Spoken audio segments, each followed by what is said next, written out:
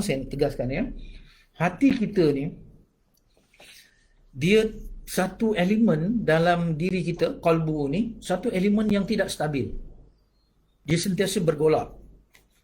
Metafora ataupun analogi yang diberikan oleh Rasulullah sallallahu alaihi wasallam, hati itu bolak-baliknya seperti mana kuah yang mendidih. Mengapa hati kita ni bolak-balik seperti kuah yang mendidih? Kerana sentiasa terjadi peperangan di dalam hati kita. Peperangan. Pertama, peperangan antara nafsu dan akal. Ni kita ada 3 ya. Hati, akal, nafsu. Ya. Hati ni jadi orang tengah ya. Dia raja. Akal bagi input kebaikan. Akal dia bagi tahu ini salah, ini betul, ini benar, ini batil, dia bagi tahu. Ini baik, ini buruk akal. Nafsu pula sifat dia la amaratum bisu, sangat membawa kepada kejahatan, sentiasa mengarah kepada kejahatan. Jadi berperanglah akal, berperanglah nafsu untuk menguasai hati. Sebab tu hati kadang-kadang tertarik sebelah kiri, tertarik sebelah kanan. Jadi dia tidak stabil, macam tu, goyang. Itu satu. Yang kedua, dalam hati kita ni sentiasa menjadi tempat pertempuran. Pertempuran antara siapa? Pertempuran antara malaikat ya, dan juga pertempuran dengan malaikat dan juga syaitan. Malaikat membawa ilham-ilham kebaikan ya, dan syaitan membawa was-was kejahatan. Jadi nak sama juga berperang, hati kita tak stabil. Dalam keadaan hati tu tak stabil, datang pula ujian. Ujian datang. Ujian ini selagi hidup, selagi diuji, sebab hidup adalah untuk diuji. Siapa yang terbaik amalannya? Al-Mulk ayat 2 ya. Datang ujian. Jadi bila datang ujian, hati yang tadi dah memang berbolak-balik, lagi tidak stabil. Jadi dia perlukan makanannya. Makanannya apa? Iman. Makanannya lah iman. Sebab tu bila iman masuk ke dalam hati, barulah dikatakan aman. Iman tu aman. Jadi di sinilah kita lihat ujian-ujian hidup ni datang dekat mana? Kat hati kita. Kalau hati itu dapat makanannya, ya, makanannya itu iman, maka dia akan tenang walaupun menghadapi ujian. Jadi saya dah jawab secara tak langsung ya, bahawa makanan bagi hati adalah iman. Ya, makanan bagi hati adalah iman. Sebab apa? Kalau kita tengok dalam surah Ar-Ra'd ayat 28. Surah Ar-Ra'd ayat 28 ya.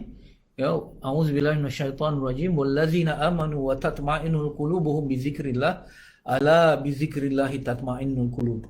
Ya, Allah Subhanahu wa taala menegaskan dalam surah Ar-Ra'd, dan orang-orang beriman itu tenang hatinya apabila dia mengingati Allah. Ketahuilah dengan mengingati Allah, hati akan jadi tenang. Jadi dua kunci kata dalam surah Ar-Ra'd ni. Pertama, wallazina amanu iman, ya.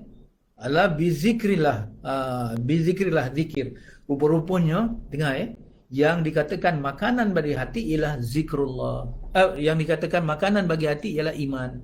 Yang dikatakan ubat ataupun penawar bagi hati apabila dia sakit, zikrullah. Jadi itu. Jadi kalau hati kita resah, hati kita gelisah, dia tidak boleh diubat dengan rumah besar. Hati kita gelisah, hati kita tak tenang, dia tidak boleh diubat dengan makanan yang lazat. Ya?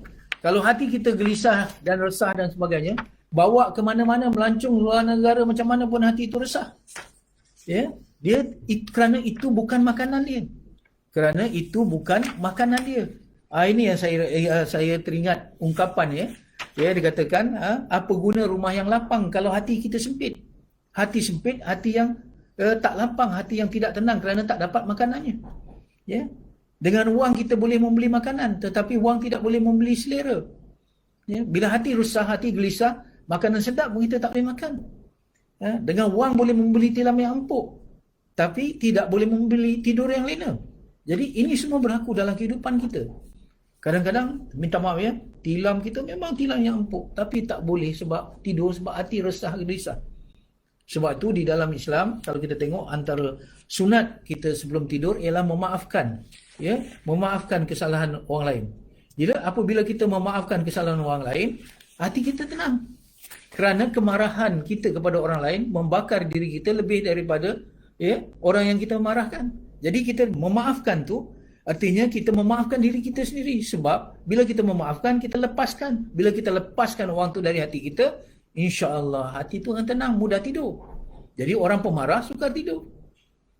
Orang hasad dengki suka tidur. Orang cemburu susah tidur. Kerana apa? Kerana hatinya sedang sakit. Itu hatinya kekosongan.